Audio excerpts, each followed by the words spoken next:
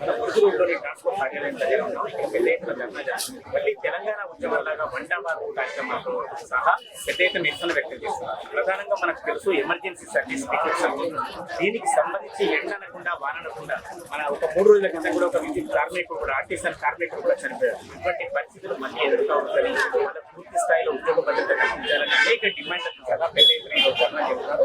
దీనికి సంబంధించి రాష్ట్ర జిల్లా నాయకులు కూడా మనతో ఉన్నారు. వారికి సంబంధించిన సమస్యలు ఏమిటి, ఈ సమస్యల పరిష్కారానికి సంఘం ఏం చేస్తుంది లేదా అధికారులు ఏం చేయాలో ఒకసారి అడిగి చెప్తున్నారు. సార్ అసలు దాదాపు 20,000 పైన ఆర్టికల్ కార్మికులు అవుట్సోర్సింగ్లో కాంట్రాక్ట్ కార్మికులుగా పనిచేస్తున్నటువంటి ముఖ్యమంత్రి గారు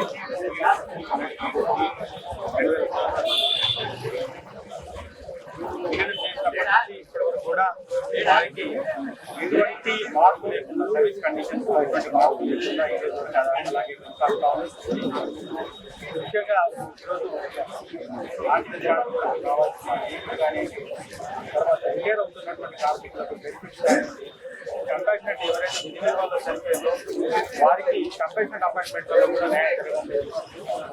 ఇలాగా ఈ యొక్క 20,000 మంది పైన 23,000 మంది పైన కార్మికులు విలీనమైనప్పటికీ చాలా మంది కార్మికులు రిటైర్ కావడం చనిపోవడం వల్ల ఈరోజు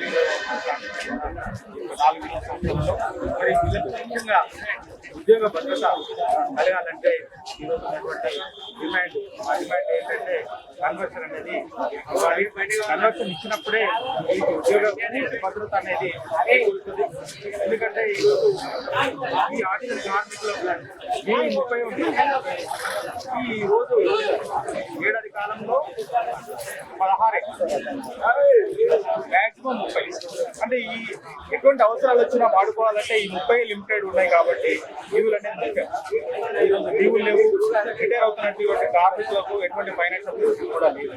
మరి ముఖ్యంగా ఈరోజు వేతనం అతి తక్కువ వేతనంతో ఈ యొక్క ఆర్టికల్ మ్యాన్ పవర్ సమస్య.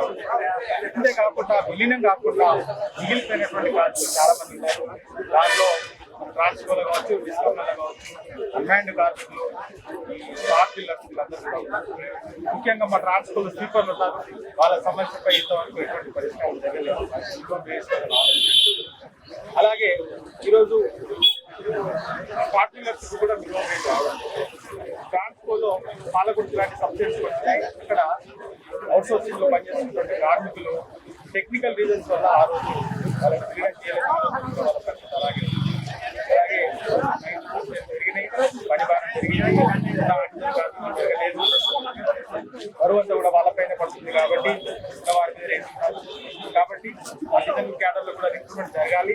వారికి ఈ రోజు వరకు కూడా ఎటువంటి పదోన్నతి కానీ ఫైనాన్షియల్ బెనిఫిట్ కానీ ఇవ్వలేదు. కాబట్టి ఖచ్చితంగా ఈ యొక్క కన్వర్షన్ ద్వారా ఉద్యోగ భద్రత, ఎందుకంటే పర్మనెంట్ ఉద్యోగంలో వాళ్ళు తీసుకొని రావాలి. బెనిఫిట్స్ వస్తాయి. రాష్ట్ర వ్యాప్తంగా పూర్తి 4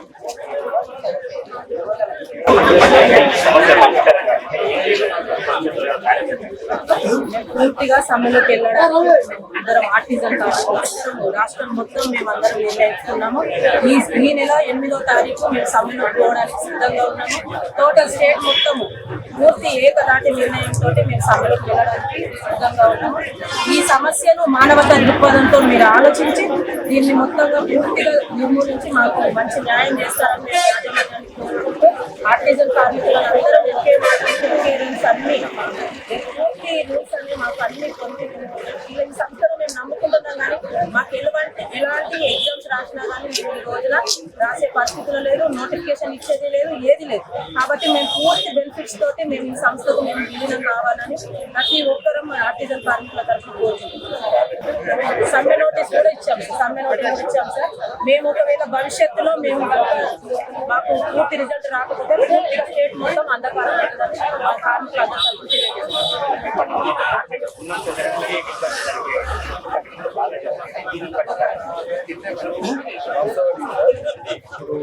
తరఫున అయినా ట్రాన్స్కో అయినా జంకో అయినా విద్యుత్ ప్రమాదాలు ఎక్కువ.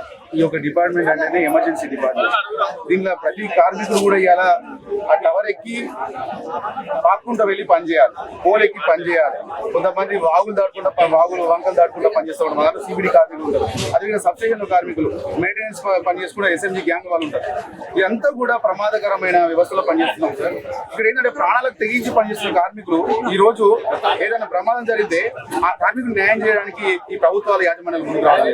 ముఖ్యంగా సార్ మేము ఈ మన ముఖ్యమంత్రి గారు అదేవిధంగా డిప్యూటీ సీఎం గారు వాళ్ళు పాదయాత్ర చేస్తూ సబ్స్టేషన్ల దగ్గరికి వచ్చి వాళ్ళు మమ్మల్ని మీకు పూర్తి స్థాయిలో పర్మనెంట్ కాలే, మేము అధికారంలోకి రాగానే మీకు పూర్తి స్థాయిలో మీకు పర్మనెంట్ చేస్తామని చెప్పారు. కానీ ఈ రోజు ప్రజా ప్రభుత్వం అని చెప్తున్నారు, మీకు ఎటువంటి రిప్రజెంటేషన్ కూడా అవసరం లేదు, మీరు ధర్నా చేయాల్సిన పని కూడా మీకు కానియం అని చెప్పి మాకు మీడియాలో చెప్తా ఉన్నారు. కానీ ఈ రోజు రిప్రజెంటేషన్ కాదు, ధర్నాలు చేసినా కూడా ఇలా అపాయింట్మెంట్ ఇచ్చే పరిస్థితుల్లో లేరు.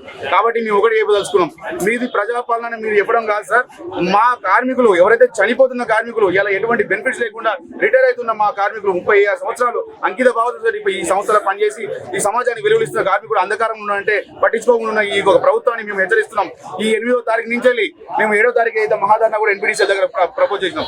ఈ లోపు 7వ తారీఖు లోపు మీరు ఖచ్చితంగా చర్చలకు పిలిచి మా న్యాయమైన సమస్యలను తీర్చాలని కోరుతున్నాం. లేదంటే మాత్రం 8వ తారీఖు తర్వాత మొత్తం రాష్ట్రంలో ఉన్నటువంటి విద్యుత్ వ్యవస్థను మొత్తం కూడా అంధకారం చేస్తాం, ఈ విద్యుత్ వ్యవస్థను కూడా స్తంభింపజేస్తామని కూడా హెచ్చరిస్తూ ఈ యొక్క మీ సమ్మెకు కార్యాచరణ ఏదైతే ఉందో వస్తున్న కార్మికులందరినీ ఉద్దేశించి నాయకులందరూ కూడా రావడం కూడా సంతోషంగా భావిస్తూ మీ మీడియా సహకారం కూడా మాకు ఉండాలని కూడా కోరుతూ అక్కడ కందికొండ వెంకటేష్, ట్రాన్స్కో రాష్ట్ర కార్యదర్శి. సంస్థలో రాష్ట్రంలో ఉన్నటువంటి విద్యుత్ సంస్థలో ఆర్టిజన్ కార్మికుడే కీలకమైన ఉద్యోగిగా ఉన్న సందర్భంలో ట్రాన్స్కోలో కానీ జెన్కోలో కానీ ఆర్టిజన్ కార్మికుడే కీలకమైన పోస్ట్.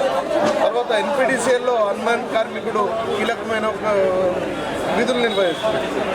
ఇలాంటి కీలకమైన పోస్టులో ఉన్నటువంటి కార్మికులకే ఈరోజు రాష్ట్ర ప్రభుత్వం చిన్న చూపు చూస్తూ రెండవ తరగతి ఉద్యోగులుగా మమ్మల్ని పరిగణిస్తుంటే మేము దఫాలుగా ప్రభుత్వాన్ని ఎన్నికల హామీల్లో ముందుగా మా ప్రభుత్వం కనుక వస్తే మీకు నెల రోజుల లోపలనే మీ సమస్యలు మేము పరిష్కారం చేస్తామని ఇచ్చినటువంటి ప్రజాప్రతినిధులు ఈరోజు వాళ్ళు ముఖం చాటేసుకుంటున్నారు. వాళ్ళు కనీసం మేము పోయి అపాయింట్మెంట్ అడిగినా కూడా వాళ్ళు ఇచ్చే పరిస్థితుల్లో లేదు. కాబట్టి అట్లాంటి తరుణంలోనే మేము సమ్మె చేయాల్సి వస్తుంది. కాబట్టి మా న్యాయమైన డిమాండ్లను నెరవేర్చకపోతే మాత్రం 8వ తారీఖు ఉదయం 10 గంటల నుండి మేము ఖచ్చితంగా నిరోధక సమ్మె చేస్తాము. అలాగే రాష్ట్రాన్ని కూడా అంధకారంలోకి తీసుకెళ్తామని సందర్భంగా